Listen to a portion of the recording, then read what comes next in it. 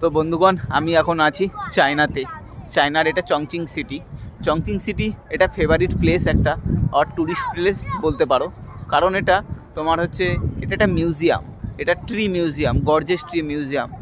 এত বড় মিউজিয়ামের ভেতরে বিভিন্ন ধরনের আনকমন এখানে তোমার হচ্ছে ট্রি রাখা আছে, পুরনো দিনের যে বিলুপ্ত হয়ে যাওয়া ট্রি এইগুলো রাখা আছে।